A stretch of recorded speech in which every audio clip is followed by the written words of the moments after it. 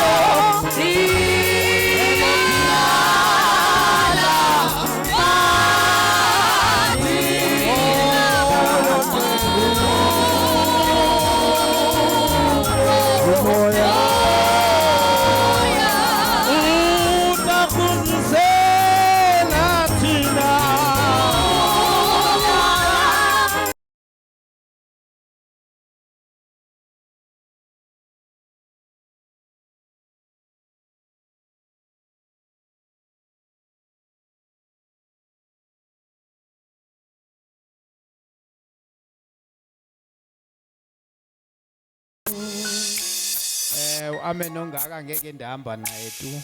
Hallelujah. Yes. Hallelujah.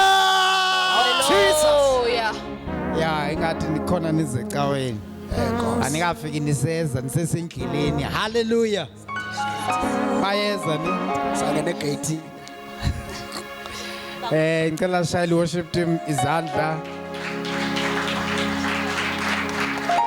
Namhlanje ndiyabona kunzima ngathi niyakucheka mics azipopi kwenze njani last weekend saniphethe Mantsantsa. Hallelujah. Hallelujah. Let's give God a big hand of praise. Oh yes, Lord Jesus. My God. Hallelujah, hallelujah, hallelujah. Hallelujah. Hallelujah. Come on, Living Waters Miracle Center. Give God a big hand of praise. Jesus. Hallelujah. Thank you, Jesus. You may be seated.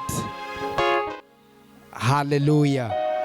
Debs ayi mics zakho or relay system ikhona ufuna ukwenziwa before i-conference ifike. Andikuva tu. Sorted after church. Okay. Ndinyamezele for now. Ingcono ne. Niyandiva. All right. Hallelujah. I greet bazalwane egameni lenkosi uJesu. Hallelujah. Cela sishayile izandla ezikhulu that way I hear. Hallelujah. Yes, bulise umamfundisi uMpostoli uKoti abefundisi abalapha esingekabazi bangabefundisi. Hallelujah. Nabakhona mhlawumbe sibazi abangafuna ukwaziwa.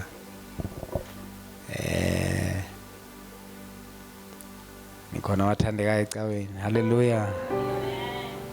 Sibulise church board egameni lenkosi uJesu Kristu. Hallelujah.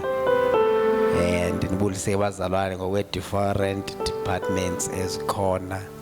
Khona i-department yodata ekhona. Abantu abaninzi kade bencanela ude bayibone le department.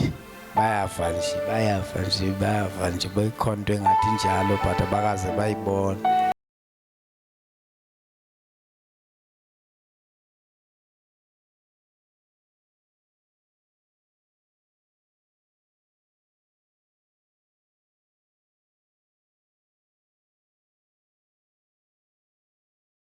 Yaboba uMongcwele ungamninzi kuliwe abecaweni le glass ngabona iflies ngabantu. Ngicela singayinayo kodwa kwi-conference. Hallelujah. Ingafiki i-conference ngamanye amazwi isenje. If bendilela kwela xesha lika Yohane dibhale Revelation bendawuthi lo unendlebe sokufa makakuve okuchiwo kumoya emabandleni. Hallelujah. Kodwa basingayinayo kwi-conference nje. Hallelujah. Nale basimane last weekend besiyothutha sethembisa sayizisa apha. I-admin kwaleyo mane sithutha siya ngapha nangapha. Hallelujah. Nesikhona ne-speakers nenye equipment bize ngapha. Kwangathi kungcono imkile ngoku kuyavakala uba yikho. Hallelujah. Lungisani ke into zenu zalapha kwelikala sibe in point. Hallelujah. Yeah, ndiyayicela ke leyo nto egameni lenkosi uJesu. Also to add kumazwi kaNxumalo, thank you guys, you made last week to look like it was perfect. It was out of this world. Hallelujah. People, they can't stop to comment and talk about the weekend it was. Hallelujah. Everything from Friday to Sunday, people, they keep on posting and sending messages. Some, they are calling. Very much impressed with you guys. Nama, I'm impressed ngani ngale veki iphelileyo. Hallelujah. And ndizaba impressed ngani ke siqhube ukuze kuphele unyaka ningandiphoxi. Hallelujah. Nize kahle kakhulu. I-registrations nezikhuphile impela kule veki iphelileyo. Mali ngiyanconya into xa inhle. That was good. It was really a good showing. Andazi kwenzekeni ukuze nisikhuphe kakhulu. But whatever happened mayenzeke nangoku. Nikhuphe for the conference izayo. I think you've seen last week about what your monies can do if there's no baninzi. If there's no baninzi imali zenu, you can do whatever. I-reality is that money kuchiwa ndiyazi noba iBhayibhile noba into epopular esengathi vele eBhayibhileni, that money answers everything. iBhayibhile noma into emnandi. Ngeke ndiyabikho nani ngabikho akabe khona osho phakathi kwethu. Isuke eBhayibhileni lento ndiyithethayo noba into nje emnandi. Ngapha kuthi khona eBhayibhileni ngapha kuthiwa into emnandi.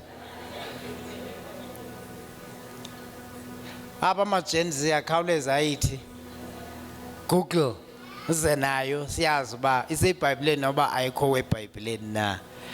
Aniyijonge ke bazalwane. Mama sethi ndikuthembile.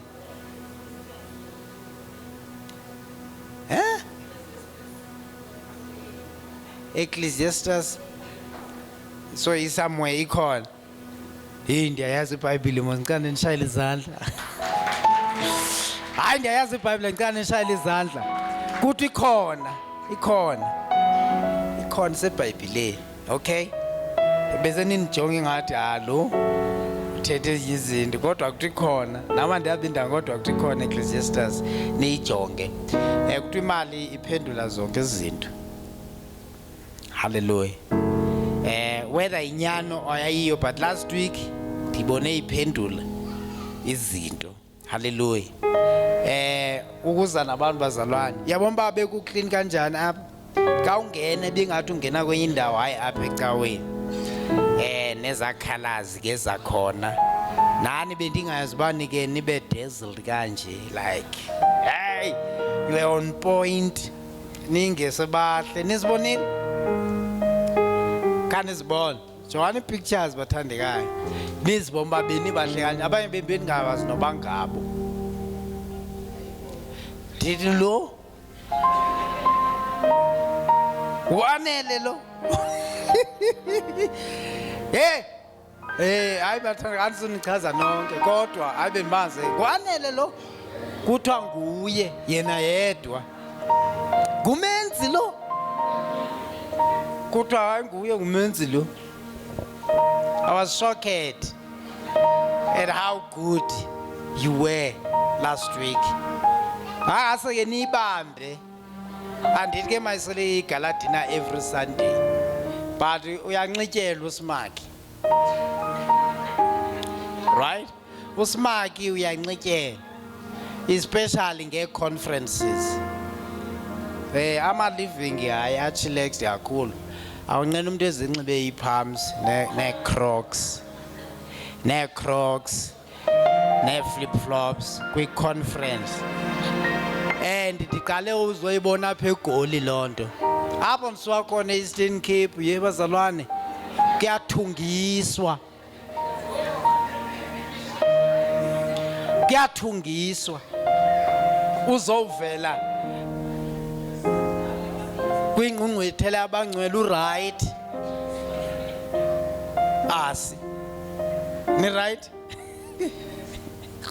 No, ndincomo last week. Last week beni grand. Yabona ba ningathi keep up. Awu siyakude nani uba ningayibamba nje nithi nxumana. uba ningayibamba nje ibe ngathi iyaphakamile hayi beni out of this world last week kanti oba bendiyabano nyani bendicinga uba abanye abekho kanti bakhona cha ayingababa banormal ndibaziyo nikhona ya hayi benibahle niyibamba apha bazalwane so yonke ke laa nto ibisenzeka apha yeyi imali eninzi engene kwezazi zinto eziya ibiphuma apha kuni uyayibona laa nto okawudla kumnandi bekuphekwa yenye ikheitara endingazoyibiza ngegama benikuvile from istarter uya ku-main course hayi bekumnandi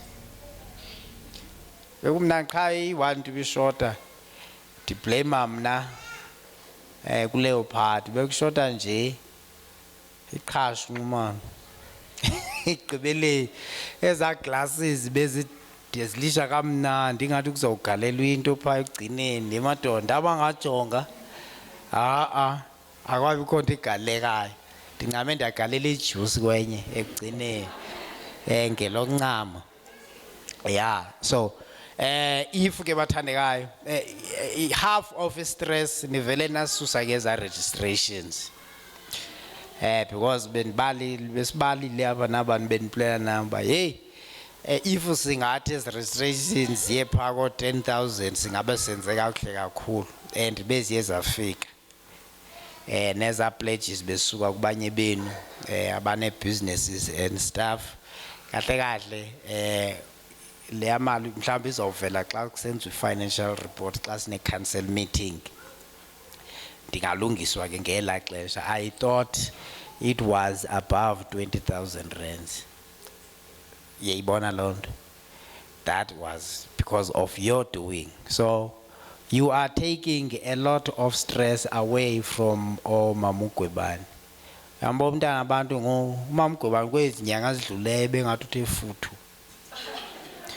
ngoku uyacinga into ye-conference uba hey izohlangana masisusa u-5% nge-registrations zethu ilink unqumalo uzayithumela sometime today immediately ifika laa link ilink ayifuni imali ifuna uqobo lomntu uzawube khona asiwazi siphinde sicacise loo nto kuWhatsApp nikhona nilapha ngoku laa link yobana immediately ngena uregistara igama lakho into yoba ndikhona so that everyone opreparishayo ayazi into yoba preparishelwa abantu abangabi otherwise uyawuhamba ungatyanga uyahamba ungatyanga uthi kulaa cawe ibe yinguwe okay so register share with other people and invite people to come to church hallelujah very much important that we do that bathandekayo ibalulekile ngicela ke nisishayele izandla for last week hallelujah you did so well nabafumene icertificate hey bekumnandi bobungekho possible bekhona abantu befumana icertificate kumnandi hallelujah and then many pastors abebekhona niyazibona ezatafula ezilapho zopastor bebekhona apha bekhona nabanye abantu abebengapha besuka kwezinye icawu batsho uba hayi i-most yezinto sizibile nizawuzibona sizenze emabandleni wethu sizi-implemente emabandleni wethu so ithi laa nto ke we are trendsetters right we are trendsetters bathandekayo kwaye nto zo-live yekake into yoba singenamali yothenga eziya zinkulu iikhamera saziqala kwakudala abantu abaninzi besazijonga bafrawune yintoni ibangela into yoba bazi-advertise yintoni ibangela into yoba baziveze koofacebook izindawo ezingcolileyo kakhulu kulaa gospel yakudala hallelujah but we continue doing what we think is right and what we want to do now everyone else uyabona into yobana hayi mani bayalandela yi banye bathi bafowune le nto intle kanganinzi leyapha emva kwenu niyenze ngantoni like yonke la we are trendsetters hallelujah so You are doing good. You guys are doing good. Keep doing what you are doing. And yeah, definitely with money we can do more. We can do as far as finances allow us, but we continue. Finances or no finances, although they are our portion, we continue. Hallelujah. Akufunanga banje into edweni nemali uyicaphukele. Imali right. Portion yethu ukuba sibe ngabantu abanemali. Amen. Uma ungekabi nayo ungabi nomsindo ucaphuke. Ucaphukele mhlawumbe abanye abanayo. No, these things take time. Hallelujah. And uzawuvaka mhlawumbe kule sermon yanamhlanje. They do take time, but at the end of the day they do come together. Hallelujah. Be patient with yourself and what God is doing in your own life. Hallelujah. Now, ndifuna ubuza question ke singaba copies nombasa. Ithini itheme yale nyanga esikuyo ngoku November masingo. Ungathi complexion. Ithini? Aval tulasizi. Thetha into evakalayo icaca uba ulikholwa. Ikholo lishaya izandla libona likho naseBhayibhelini. Uthini ke? Crowd with completion. Okay. Uyamncedisa. Kube yisibling. Ni consist is family nini. All right. Wena nendle yakho. Okay, that's nice. All right. Crowd with completion. But confession, I think it's just accent, but it's completion. Hallelujah. Theme bathandikayo ezama ukukhuthaza and nokukubonisa, because we will look at two things. Uba uThixo, if each one a verse, a main verse, mhlawumbe singaya kuyo, which will be in the book of Philippians chapter 1 verse number 6. Phaya leya verse iveza uThixo engumuntu oqalayo, someone who starts and bring to completion what he has started. Nikhona? Yes. Now, if uneke ngoku into ba nathi asibe ngabantu who start and finish what we have started. Sikhona ecaweni? Because sinamakholwa amaninzi, not only in the life of faith, but also in many other things that people are doing personally. We've got many beginners, but we have few finishers. You can break down that in different spheres of your life, but we are not good finishers. And that's what Fuzebay. Because qalile andithi nani ngotsho umsebenzi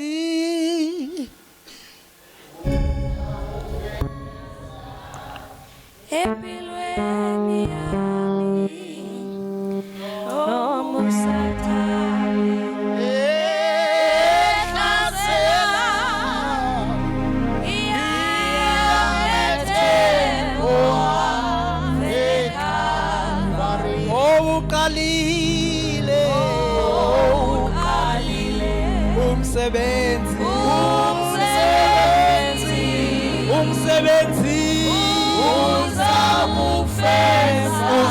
uzakufeza empilweni yami nomusathane ehlasela iyametheko eKalvari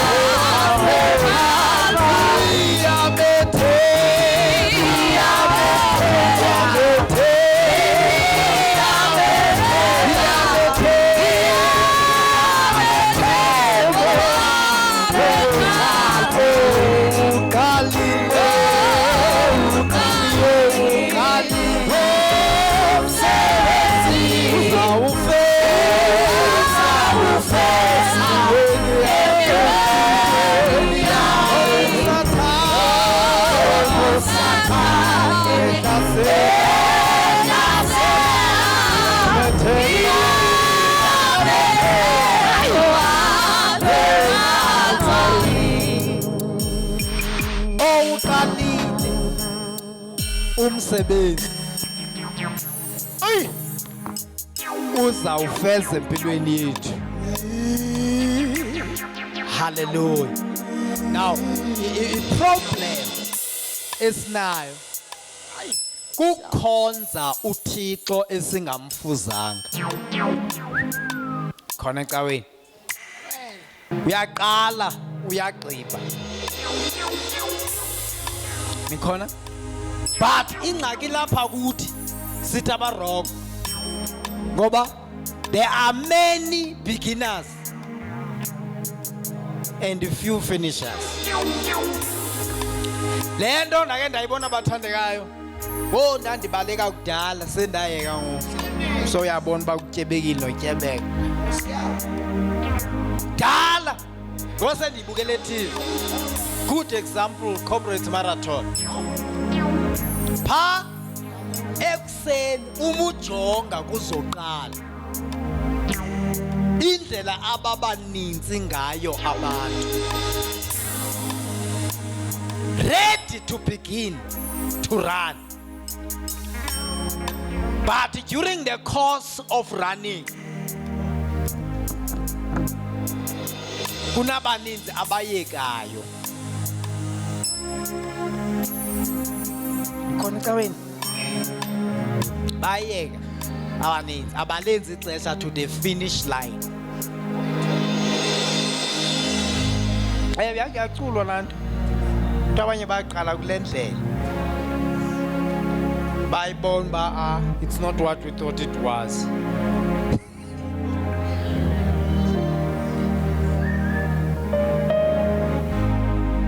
Baqonda hayi i-finish line nje ngibileya baqale nje phuma kanje hle bayeka le ithethe.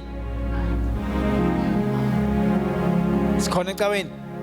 Now i-problem nathi, we are good starters but we are not good in finishing what we started.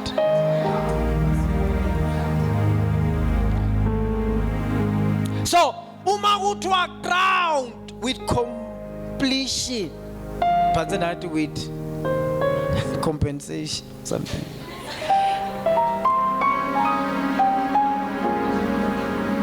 Kuthi ukuthi kunesithaba ekugqibeni. Nikhona? Uma ungagqibanga leya gold medal ijingiswa apha emqaleni awuyifumani kuba uqalile, uyifumana kuba ugqibile. And also when you finish within time. Nikhona ecaweni? Which means also in this journey that we are called to, there is a timing ekhona. You can't afford to relax too much, because noma ungagqiba, if ugqibe outside of the acceptable time, then you will not be crowned. Nikhona ecaweni? Ndandibaleka abathandekayo khona lijikeleze ibala ndandisegudi ngoku ndijikeleze abanye ndibagqithe ndigqibe ndiyohlala phantsi ndibukele besabaleka.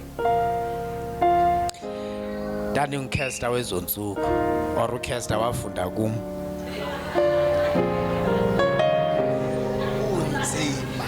Walo ukhesta ubaleka ngoku sekudala ndayeka kwamna. So ubaleka wagqiba uhlale phansi babe bengekagqiba ubaleka besajikeleza ubabukele sebebaleka uba mabagqibe, okay, because iwina seyikhona. Andazi ke apha ekukholweni noma yintoni i-challenge yethu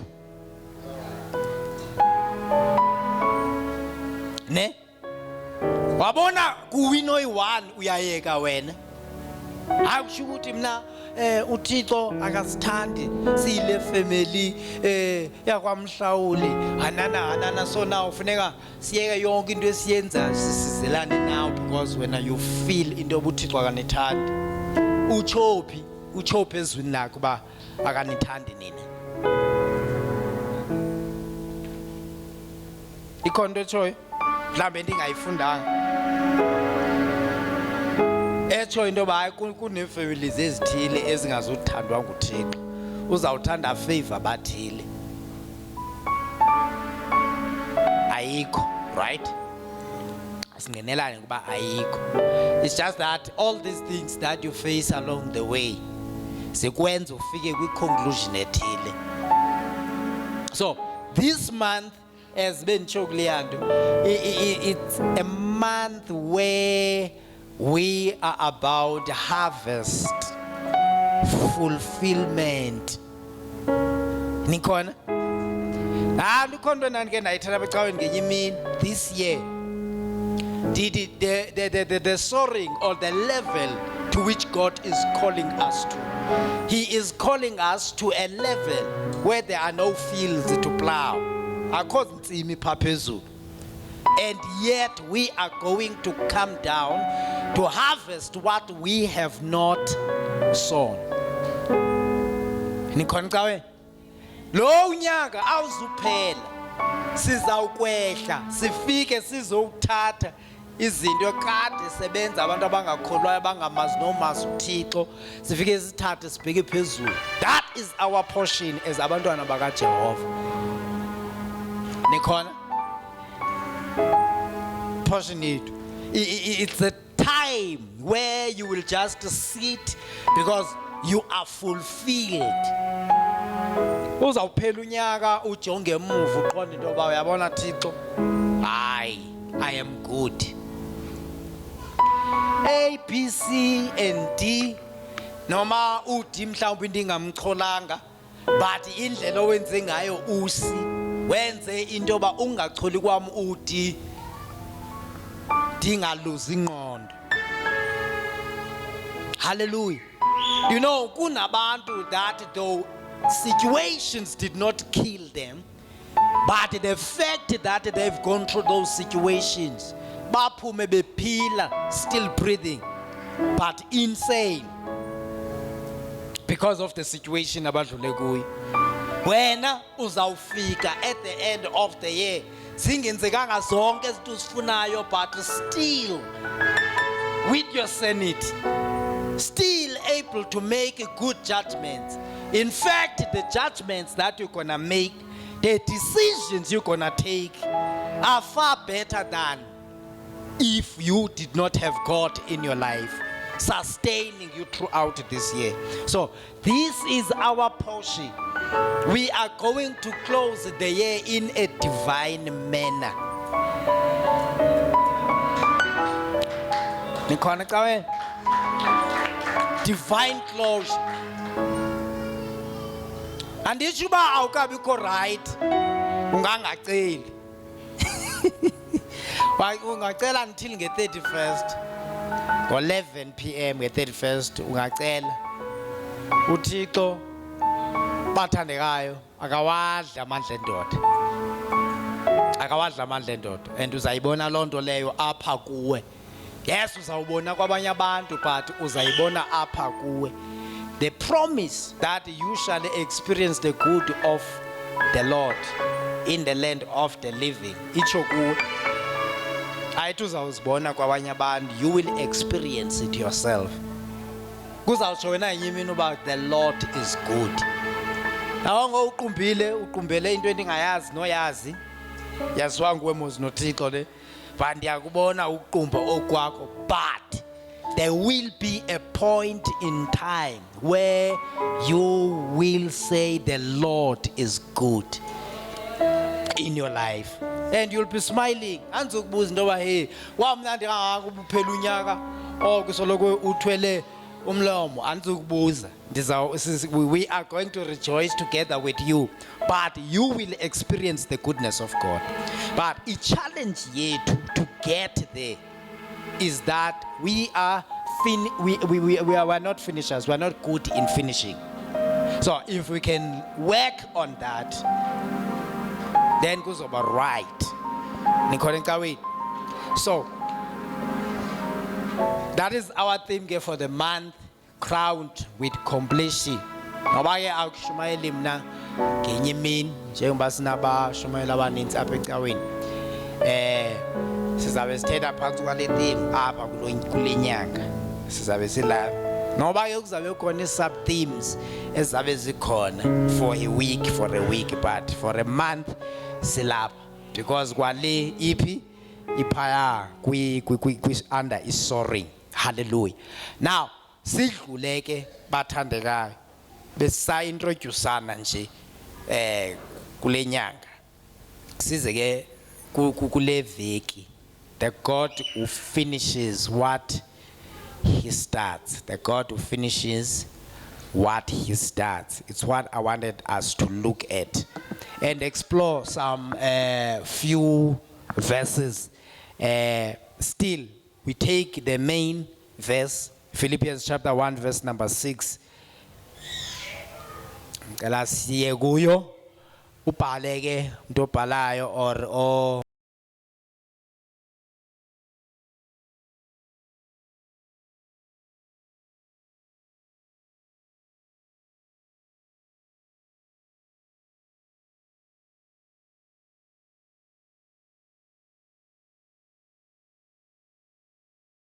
November qha ungayazi ngoJuly uba ebetheni uThixo, because iproblem iba khona xa singekho consistent. Uyabona kulonyaka kuzayo ndiyazi uba uThixo uzabe esithini, ndiyayazi, but it won't be soaring.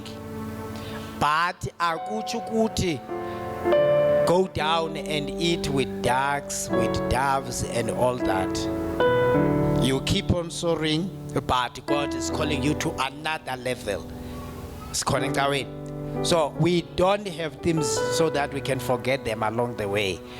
We don't have themes just for the Yehuba Gube Mnandi and then we forget about it. All right, Philippians, yepi version le mtu o chichama kosh. New King James Version. Now, Paul is writing to ibandla elise Philippi. Siyamazi Paul no Timothy basebenze together as a father and son, if I can put it like that, in the Lord. Hallelujah. Paul a mentor yalo mfana kuthiwa nguTimothy. Now umuzojonga ku verse number 1, iBhayibheli yabaveza bobabini ngokubhalwa baseFilipi kuthiwa uPaul noTimothy, the servants, in fact it the bond servants.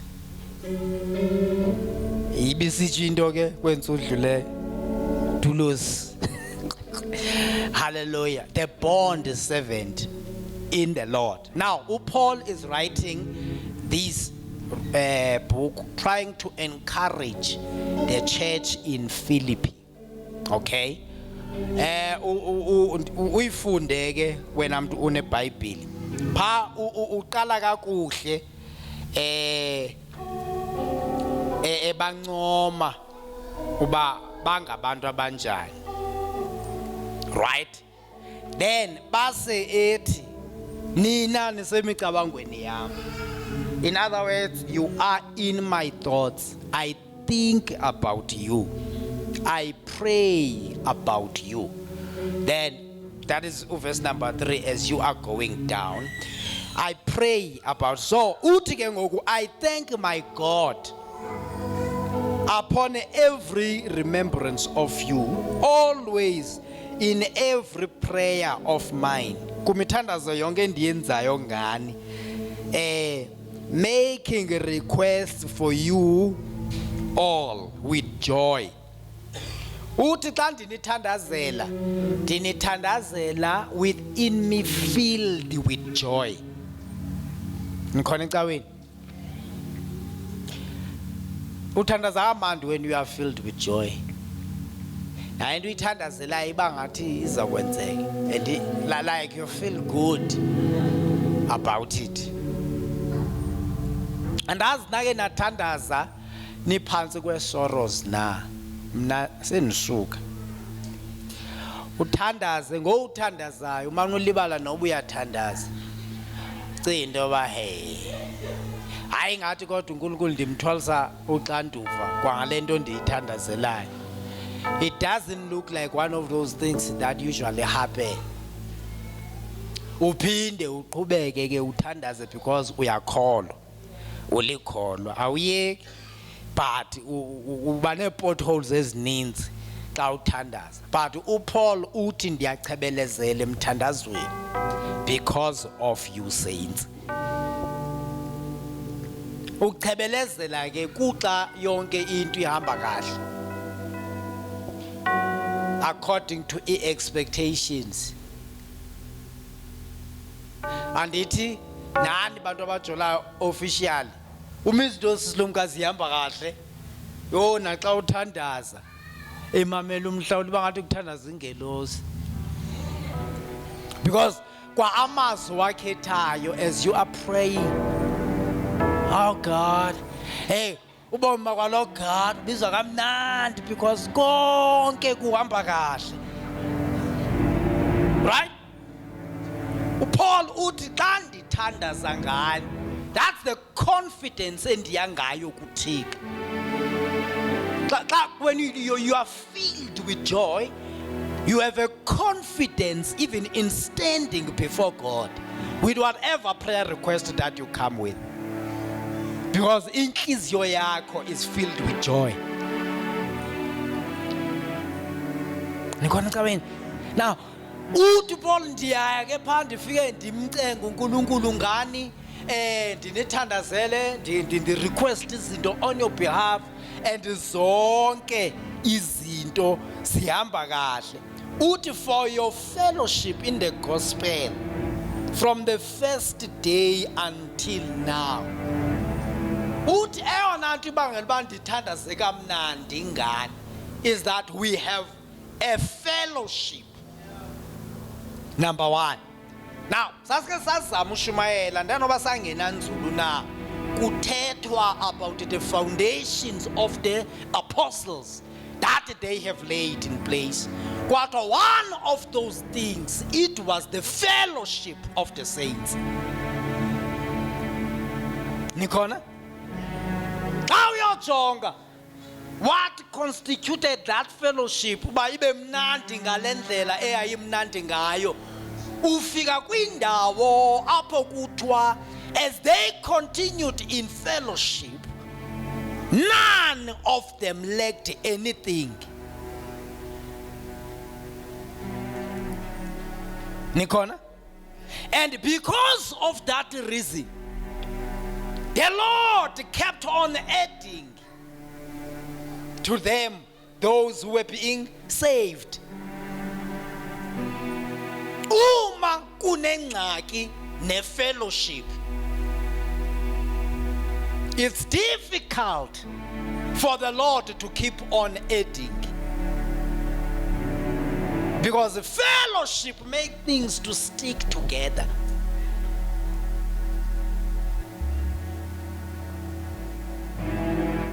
Lo moya ongafuni uzohlangana uma sihlangana awusuki kuThixo noma wena ungumntwana kaThixo, awuyekanga uba umntwana kaThixo, but umoya lo unawo awusuki kuThixo.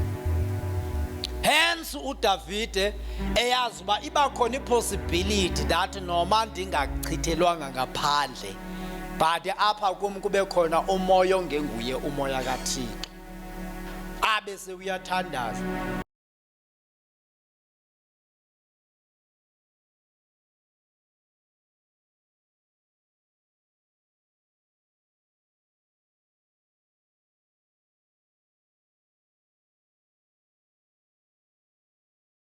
Khona encaweni uthi bazalwane okosashumayela kuni nayibamba lento yegospel, you never looked back. You continued. Nikhona incaweni? I-problem yethu senze i-recycling. Ne? Sibhizi ngoku yi-recycling of abantu abayi-1.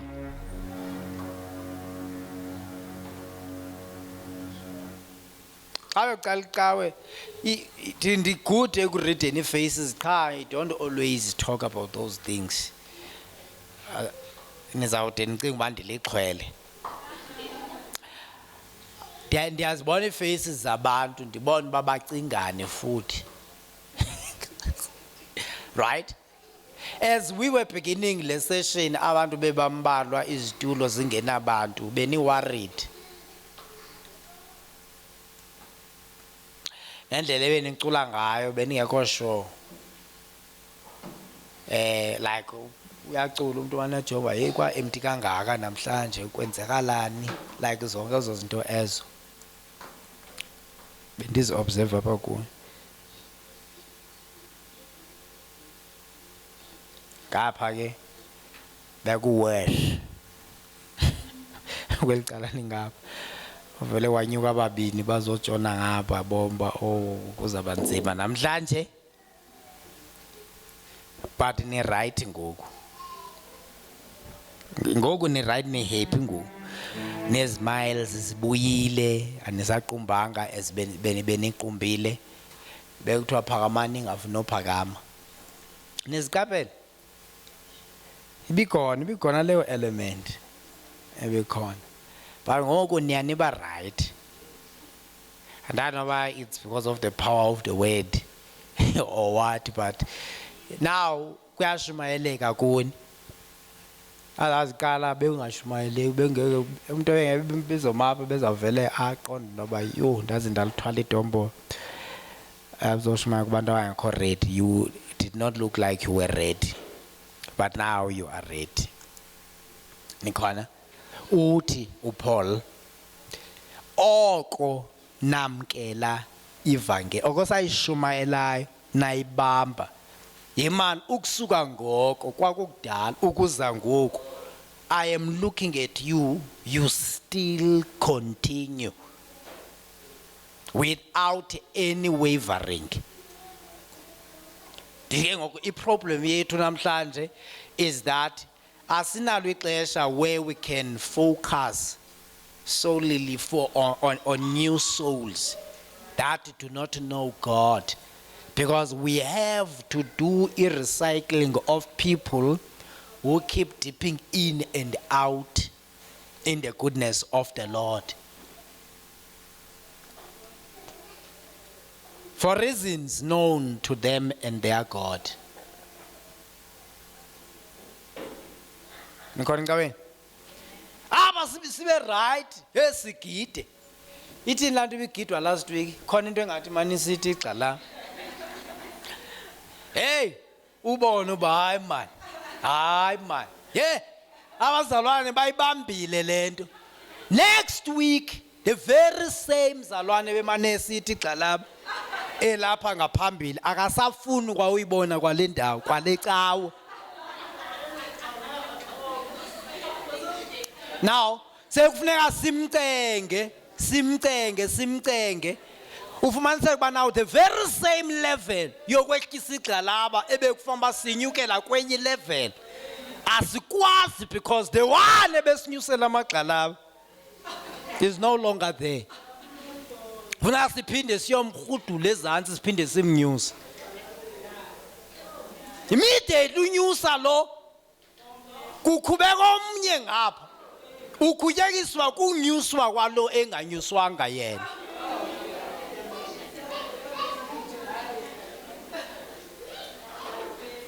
uPaul looking at Philippians uthi into ezinje kuni akhandi izibona, but I've seen people who have been consistent since the day we preached the gospel, who fellowship together with us. Now, fellowship brings about same language.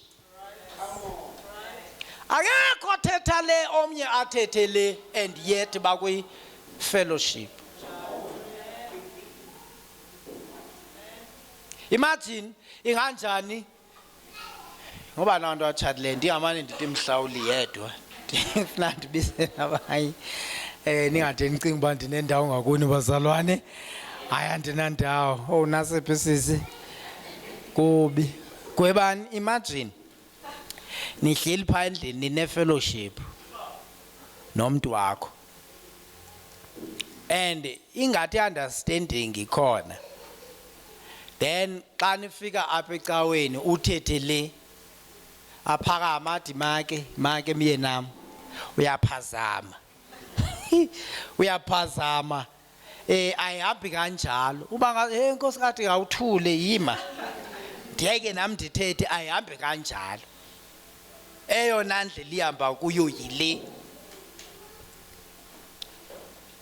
nikhona ecaweni iyona nto eyibangela into bakongezelelwe abakholwayo kule fellowship yayikhona into kokubana man into babezenza bonke ngokukholwa ngokumkholelwa uThixo nikhona ne-understanding A1 because uma niklika ngokwe-fellowship that creates a conducive environment of expectations and environment is right uThixo does not have to wait for 20 years nikhona kwakwaba kwathu ahlalana apha eJerusalem nilinde idinga lokuza kamoya oyingcwele iBhayibhile ithi every day they went to the upper room uma bafike bonke in mind in doing kwangekho into yoba ngumSuthu lo ngumXhosa lo yonke into indlela ababecinga ngayo yayi right nikhona every day besiya because nanso enye iproblem esinayo we do not want to undergo the process every time ufumana ipromise you forget about the process you rush to the promise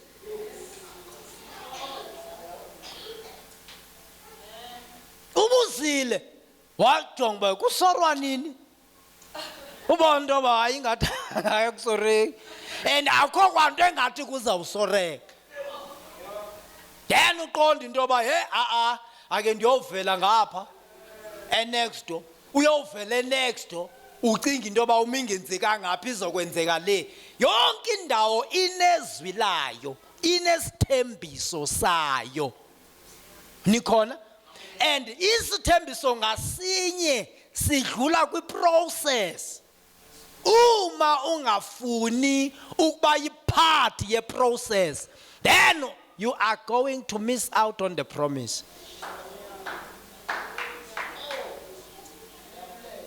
uma beya kwi-upper room if bebe 120 yesterday namhlanje bebengekho 119 it was the same number and uma befika kuthiwe omnye uma nihlangana unezwi lokukhuthaza omnye unengoma yokuhlabelela babengafiki bathi namhlanje I don't feel like doing it as we are doing today uma ufika uqonda I don't even feel like talking to anyone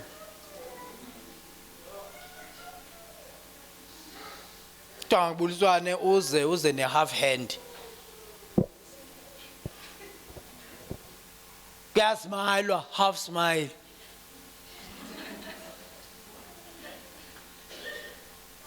bathandekayo izili eyayipha babefika bonke bezilazi belindele okuzawukwenziwa nguThixo because kuthiwe masizohlangana eJerusalem silinde idinga lokuza kamoya oyingcwele now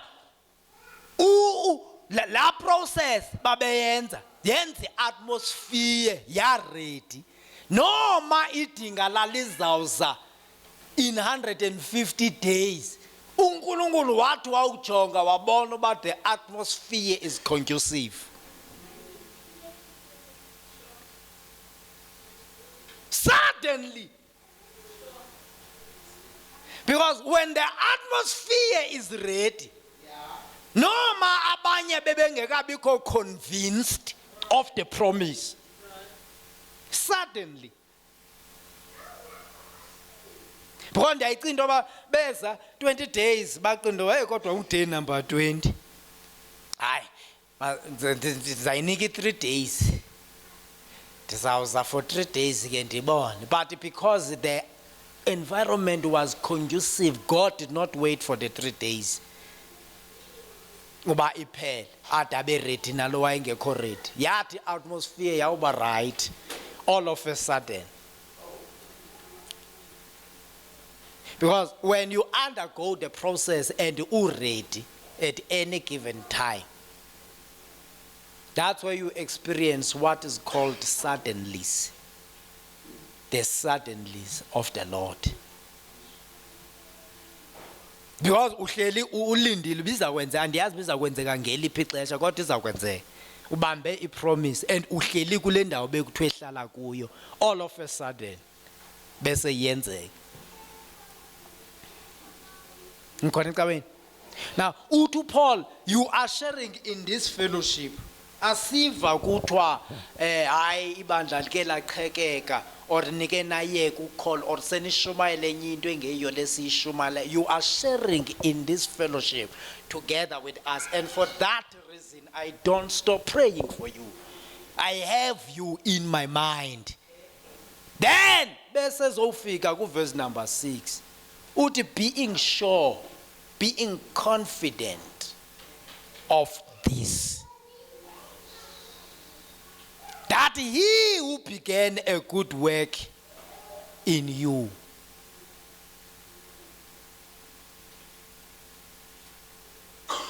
will carry it to completion until the day of Jesus Christ. Nikon? uPaul so much impressed ngabo awugqiba uma impressed ngabo aqonde into yoba hayi man, if they are like this, I am sure of the ability of the one who began this, that he is going to carry it to completion. Nikhona ecaweni? Hence besithi ba awuqalile umsebenzi uzawufeza. Zaphinda kule ndawo ethi ndiyamethemba, just to pump you uthi bufike kule ndawo yothemba yena, because omakathenjwe ngalento yenzekayo in our lives nguye, because izwi lakhe lithi uthembekile yena lo uthembisileyo. And he indeed is not a son of man that he should lie nor repent. Will he promise something and not do it? Because uThixo wazalwana akafani nabazali bethu benyama negazi, but because of circumstances bangakwazi usifezekisa izithembiso zabo. He is faithful to his word, not yours, his. If you want to have a word in what he is doing, it must be aligned with his will.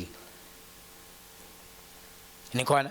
So uThixo ukuthembeka kwakhe kubhaliwe from iBhayibheli ukusuka kwiGenesis kophelwa ekugqibeleni kubonakalisa ukuthembeka kukaNkulunkulu. Ditshilo that he is the author and the perfecter. He is the beginning and the end. He starts and he finishes. Then ndabe sendithi akafinishi izinto ezizezayo. Nguwe oza nezinto ezingangeniyo ecebeni likaThixo uzomcenga into yoba azigqibezele engaziqalanga. Now, disappointment le we experience, you don't experience it because our God cannot be trusted. You did not want to begin the way the beginner wanted. Right? Now, ufuna into yobana uzomfaka somewhere azogqibezela into angayiqalanga. Then bese uba disappointed. Uhamba kuba ufuna ipity party, uhamba usithi hayi uThixo mna akandenzelanga. uThixo mna akandithandi. uThixo akakho desperate so much for izincomo. That noma ingaqalwanga kahle funeka angene for the sake into yobana funeka anconywe. Ibe ngathi kwenze yena engenzanga. Umenzile uyagqiba. Akagqibe engenzanga. Ekhona cha wena? And ayiqalile akayishiyi phakathi. Akayishiyi phakathi. Because whatever that he does, uthi eyiqala mose ekuqaleni abe senayo i-end product ekugqibeleni uba izawuba njani and izawu accomplisha ntoni. Nikhona? It's only us who start things without even the final picture in mind. Why architects azakhi zingaqalanga zenze plan into ba lento ufuna yenziwe ufuneka ibe njani. Bade benze i-drawing. You fall in love with a drawing. Bese uthi ndifuna le ndlu inje. You fall in love with isketch seskirt uthi ndifuna esi. Eyobana ke xa ufika phayana ibe into different kule ubuyi-odile. Yeah. But uThixo akayiqali into angayigqibi. Nikhona cawe? Few scriptures ezikhona pha umuntu oselithi Genesis chapter number 2 verse 1 to verse number 2. IBhayibhile ithi uThixo wawugqiba umsebenzi wakhe. The heavens and the earth were completed and all their inhabitants. And by the seventh day God completed his work which he had done, and he rested. In other words, he ceased, he stopped from creating further. Wayeka ukuba egqibile. On the seventh day from all his work which he had done. Wawenza umsebenzi wawufika nawo ekugqibeleni. uThixo uyaqala sikhona ecaweni. Then Hebrews chapter 12 verse number 2 iveza uYesu, because if you speak of God, you speak of Jesus, you speak of the Holy Spirit, all these things sasithele ngazo kwiBible study sathi every time you hear about these things, it must remind you of what we are standing on, the triune God. As the church, we believe in God who is 3 in 1. Now, kuthiwa kwa uYesu lowo, he is the author and the perfecter of our faith. In other words, he is the one who initiates, who start writing and bring it to perfection, who complete it. Looking away from all that will distract us. The time we mention a verse in passing, right? So, many of the Sundays this year I've mentioned this. Maybe not because in Gale version, but we are on focusing, taking our eyes to Jesus, who is the author and the finisher of our faith. Right? Let's eat. Who for the joy that was set before him,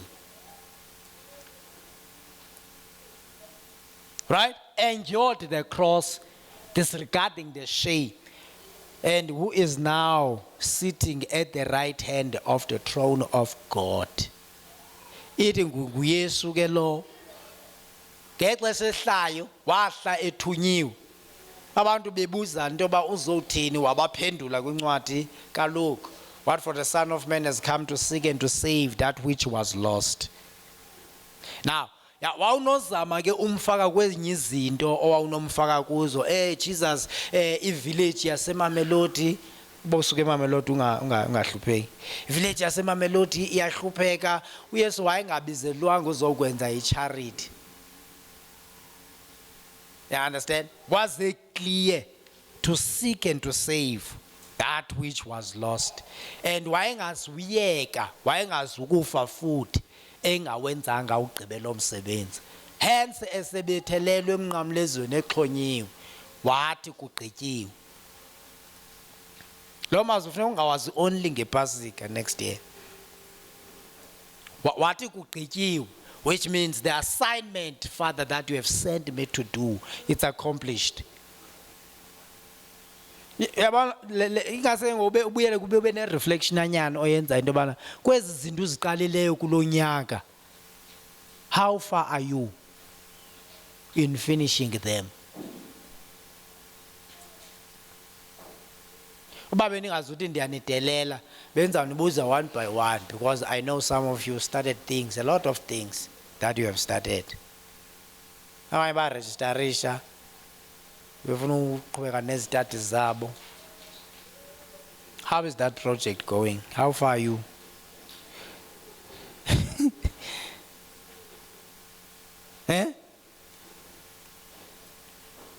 Abanye baqala iproject yokwakha ekhaya or ezakhela umzi wakhe somewhere. How far are you with that project? Omnye waqala ibusiness iphi?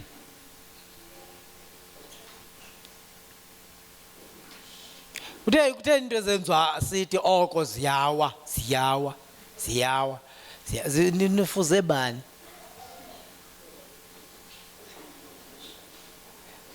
Wazi uThixo umile yena, and ezake uyaziqala zigqibe. Thina imfuza le, who are we taking after?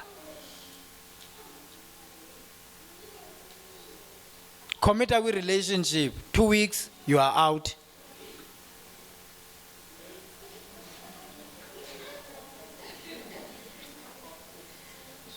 Commit ecaweni, 3 weeks down the line usuyekile awusezi kwakulo cawa. Yintoni ubangela uba uqala izinto ongazozigqiba kangaka? Kwenzekani apha kuwe ngaphakathi? Apha head office kwenzekani?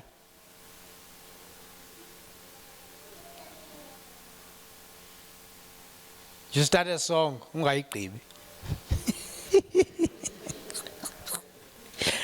Worship team ethi ngobe sebuzisa kakuhle nje so wenzeke ntoni ngo.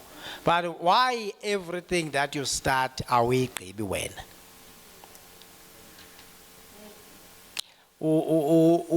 Une short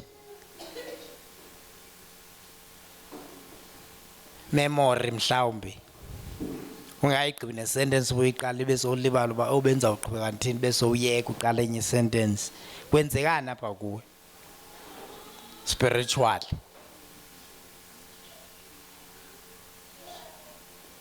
Right? Many people, I've got many people about approach from ezinye icawe nezinye indawo. Andanoba mhlawumbi like mos kuthiwa grass is always greener on the other side. And the windows are gold. Xa ufika phakanda nazi gold because of umsi olapha ngaphakathi endlini. Ongabonakaliyo xa ukwelinye icala ucinga uba kugcwele izitrato zegolide kanti kuyaqhuma kwela cala. Many people can you please mentor me? Can you please be my mentor? And all those things. And as uba mhlawumbi i-idea subicinga into yobana i-mentoring ihamba kanjani. Ne? And then when it comes to the actual mentoring, one session ubona into yoba yho umntu akasayingenanga kwale into. I-mentoring aphiwe ihamba laa nto xa ndikubona ubhala ububhanxa kwi-social media ndim imento yakho ndithi le into ugqiba uyipowusta ngoku ayihambelani nale into uthi ufuna ukuba yiyo after this mentoring session.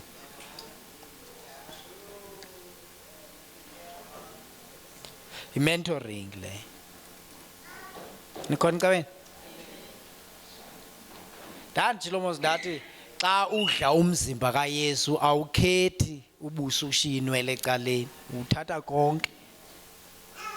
So awuzukhetha uba zintoni ezifilishisa kamnandi wena uzile into yoba uassociate nemento nebandla lise-Midrand. Abantu bacinga into yoba yho nise-Midrand ingathi ningabelungu kwani nisebelungwini bekanti nemali eninzi. I think mhlawumbi nezinto esizenzayo zivese zijule uyenze isithi bengathi ke ngoku nemali eninzi ngelo xesha ayikho like that. So yintoni le yaku-attractayo ungandi ukunyanyani ngoku into yoba uqale le nto wayiqalayo but that you do not finish. Yintoni le isoloko iku-attractela wena kwiiprojekthi ongazuzigqiba?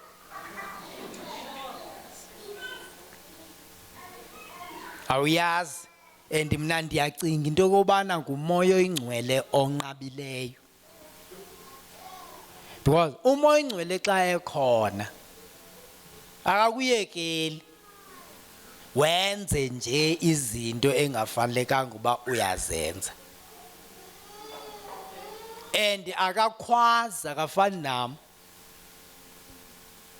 Uyahlebeza into yoba hayi kodwa mzalwane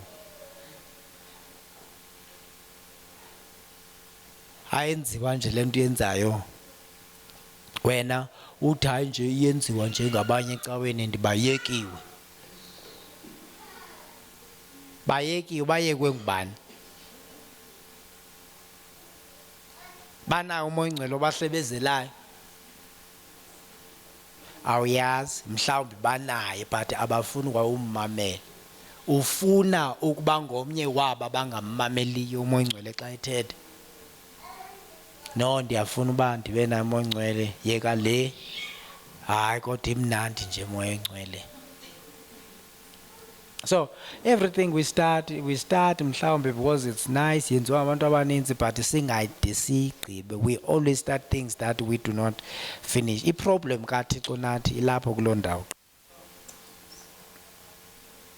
but yena hayi bathandekayo uyagqiba xa eqalile, uyagqiba. Numbers 23 verse 19 sesiyavala. Numbers 23 verse 19 besimentionile ke nje ke in passing, but ile part ethi uThixo wethu akanguye lo uqamba amanga. He is not a man that he should lie. Sidlule ngafikiwa kuyo sisters, siye ku-Hebrews, oh no, Ecclesiastes chapter number 3 verse 14. Ecclesiastes chapter number 3 verse number 14. Leya indawo ithetha about umsebenzi kaThixo, what God does endures forever. Uma kuthiwa yenziwe nguThixo, yabona ke zento ezifuna ukuba uzigade ezi in your journey of salvation as a believer. Uma yenziwe nguThixo nyani izawuma. Okay? In other words, don't just be flattered by the use of the name of God. Kuthiwa yenziwe nguThixo, then ube nawe sowuphaphazela ungalali nasebusuku ba yo yenziwe nguThixo lento, but look and test it on its longevity. How long will it go? Because uma yenziwe nguThixo iyaqhubeka. Nikhona ecaweni? Uma yenziwe nguThixo iyaqhubeka. Uma yenziwe nguThixo, it moves from generation to generation. It's not only the curses of God, uma zithethwa ukuthi wena uqalekisa nesesithathu isizukulwane, but also the blessings of the Lord, the things that the Lord is doing. When he does, it endures and it is perpetual from generation to generation. Kunabantu ekufuneka bangasebenzi nzima njengoba wena wasebenza nzima, but because wasebenza nzima uThixo enawe ekufuneka ba enjoy the fruits of what you have done. Ungasekho wena generations to come ezisuka kulomnombo wakho. Now ithi ke into ayo pressure le kubantu abanabantwana. Uba unomntwana or usanqwenela uba nomntwana, ndifuna umamele kakuhle, asiyo pressure but yi reality is that you cannot afford to do izinto half-heartedly because of how you feel in the moment. Ngikhona ecaweni? Uma ukhonza uThixo ngalendlela umkhonza ngayo, uyazibona mos uba awukho as serious as you should be. Right? In fact, abanye abakho serious at all. Uma ukhonza uThixo ngeke and if ungumuntu, because nanso enye into, if ungumuntu omnqwenelela okuhle umntwana wakho, ihambo yakho noNkulunkulu today, it needs to be clean and pointing a direction. Uma uyamthanda umntwana wakho, uyabona ba umntwana wakho uyamthanda, asizukujaja ngebhayisekile ozabathengela zona. Anyone can buy a bicycle. But it is your walk with God. Siphila kabuhlungu pha endlini. Sendiyavala ke bathandekayo ngale. Siphila kabuhlungu pha endlini. Hey, basigcina sinyanisekile abantu esibakhulisayo. Ngoba yaphuma endlini uzawubuya nini?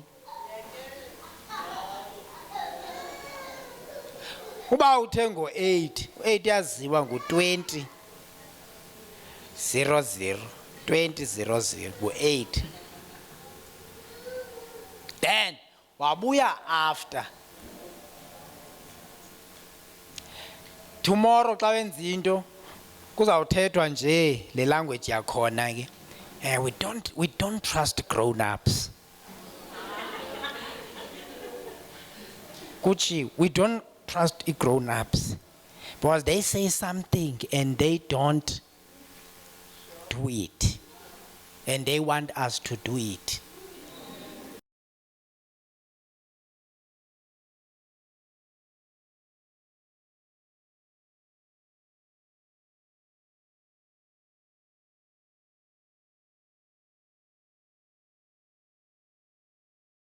Ubuye ngo11 xa bevuka ngomso bekhona bakubonayo, ukhona ubuyayo kubo tomorrow.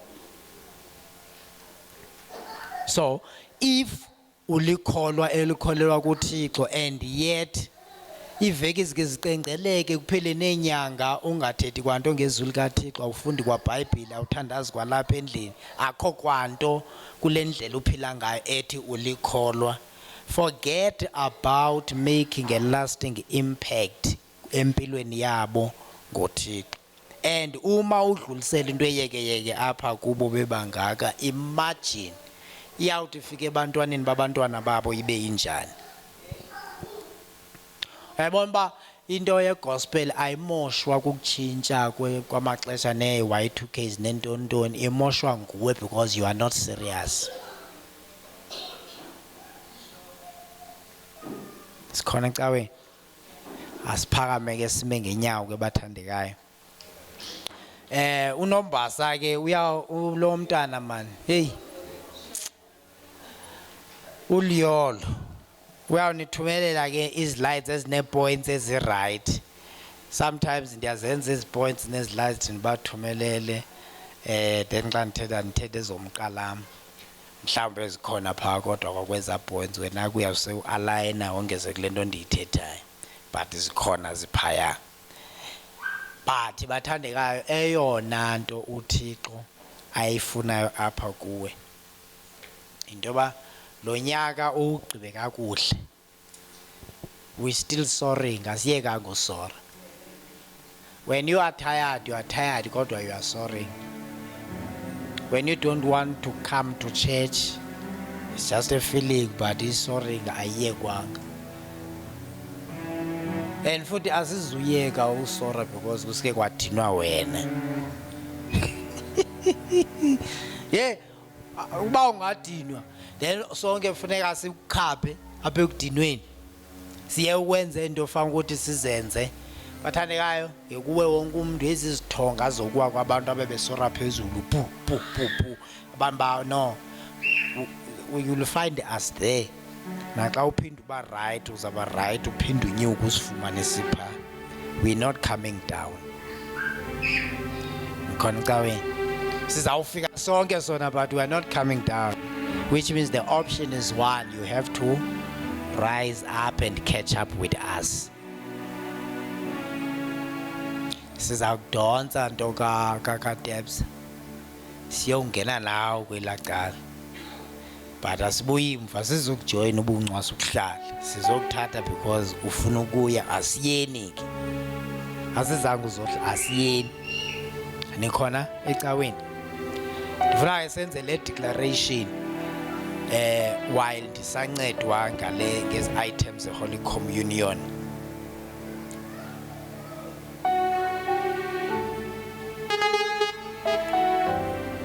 Yonke imicabango yakhe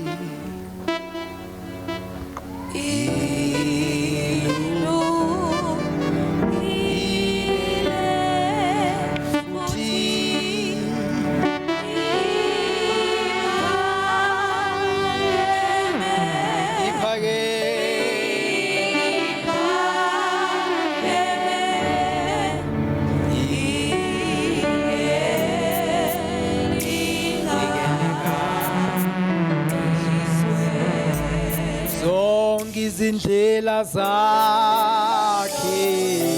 zonke izindlela zakhe zona ziphakeme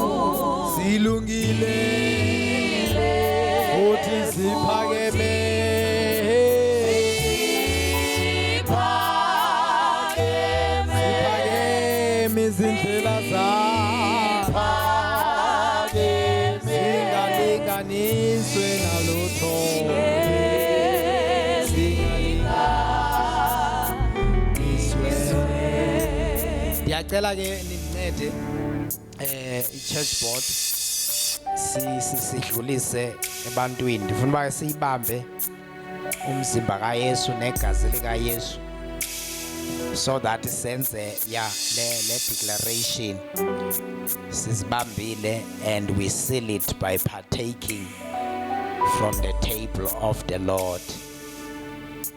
Hallelujah.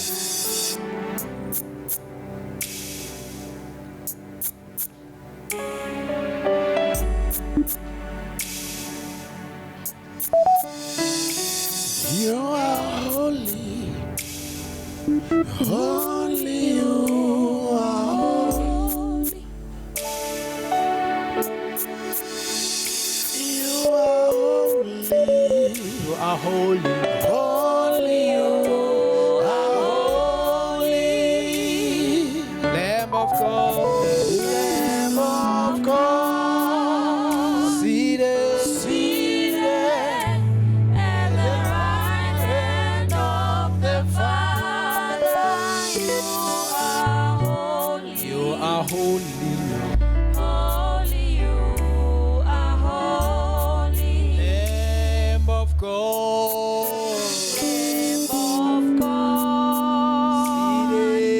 seated at the at the right hand of the Father, you are holy. Holy, you are holy. Lamb of God, Lamb of God, seated.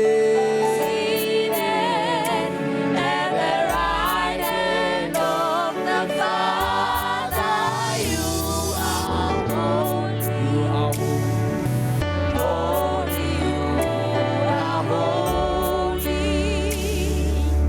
asumba sonke sifumene. All right.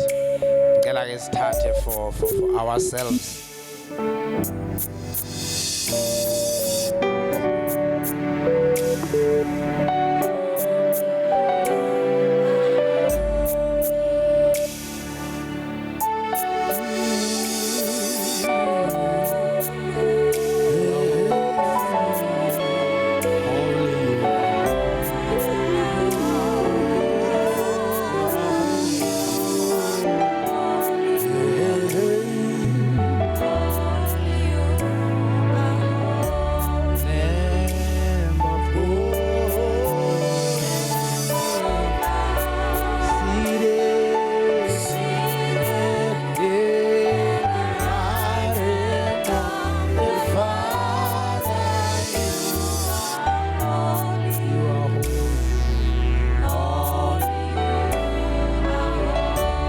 Lamb of God,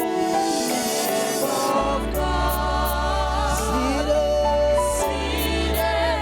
You are Lamb of God, seated at the right You are holy. Okay, I want us to do this declaration. Libi gazi lakho wena. Oh. Okay. Asenze ke bazalwane le declaration engumthandazo, umthandazo lo endifuna uba sibe nawo apha enhlizweni zethu. It's very short. He who began a good work in me. Are we showing that you are convinced? He who began a good work in me will bring it to completion. I am crowned with fulfillment, harvest, and divine closure. In Jesus' name. May you take the body of Jesus and eat, and the blood of Jesus and drink.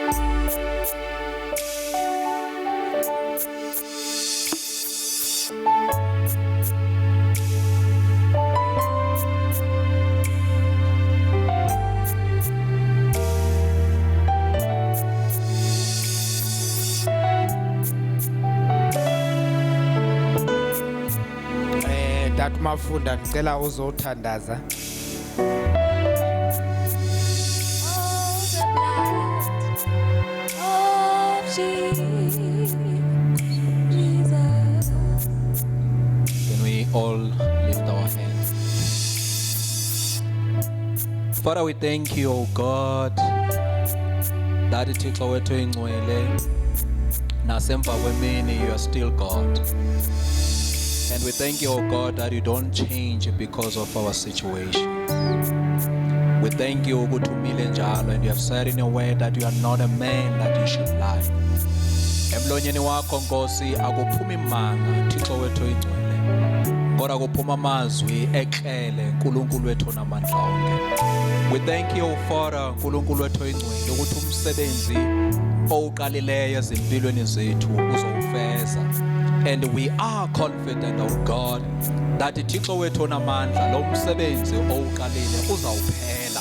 uNkulunkulu wethu ingcwele, siyabonga ukuthi as we are in this journey of faith, oh God, you are with us, for you have said in your word that you will never leave us nor forsake us, oh God.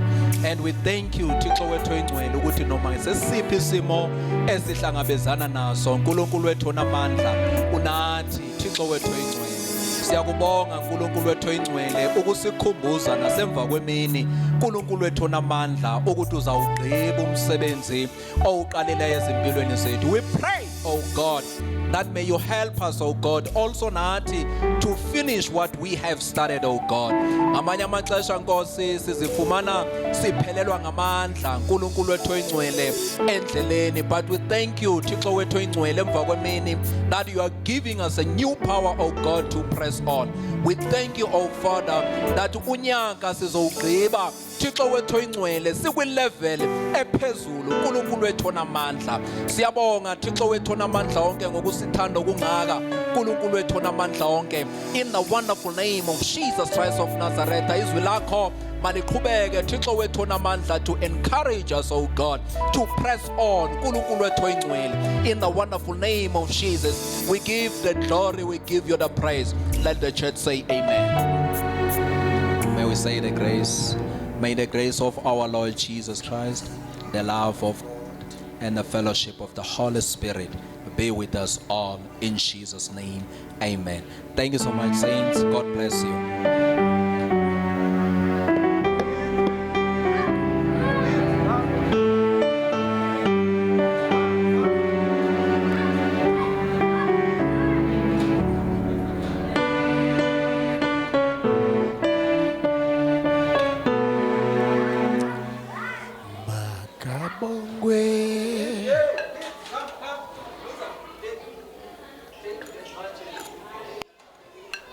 Ha!